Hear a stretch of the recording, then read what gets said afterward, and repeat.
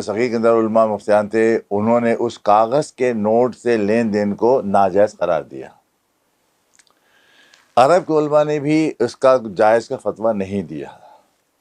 اتفاق یہ ہے کہ 1323 کے اندر دوسرے حج پر گئے، وہاں پر حج پر گئے، اور حج پہ جب گئے تو مکے میں قیام تھا، تو وہاں کے کچھ علماء نے 12 سوالات پر مشتمل ایک استفتاء حضرت کے پیش کیا، جس میں سر فہرست یہ تھا کہ کاغذ کا نوٹ جو آگے ہے اس کے متعلق آپ کا کیا خیال ہے، پھر اس سے لین دین اور پھر سود، یہ وہ سب چیزیں کس طرح سالو ہوں گی۔ 12 سوالات عربی زبان میں۔ اب اعلیٰ حضرت کا علم دیکھیے کہ اعلیٰ حضرت سفر پر گئے ہوئے، کوئی کتاب، ایک کتاب ان کے پاس موجود نہیں ہے، لیکن اس کے باوجود سوال آ گیا، 12 سوال۔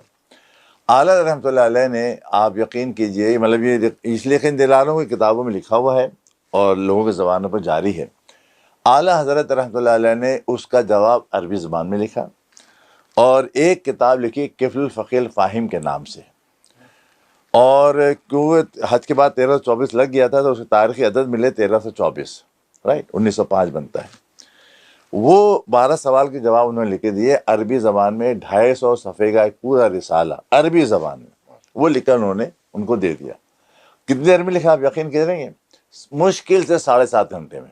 ایک نشست میں 4 گھنٹے لگائے، دوسری نشست میں 3.5 گھنٹے لگا، 7.5 گھنٹے میں 250 صفحے مشتمل اتنا مشکل جو سوال کیا گیا تھا، 12 سوالات تھے، اس سے جواب عربی زبان میں لکھ کے انہوں نے دے دیا۔ اس کے بعد جب علماء تک گیا، علماء نے جب پڑھا تو ششدر رہ گئے، لیکن انہوں نے جائز سے فتویٰ دیا تھا۔ تو یہ ان کا ایک بہت بڑا کارنامہ تھا، جس کے بنیاد پر عرب کے علماء نے ان کو مجدد وقت مانا ہے۔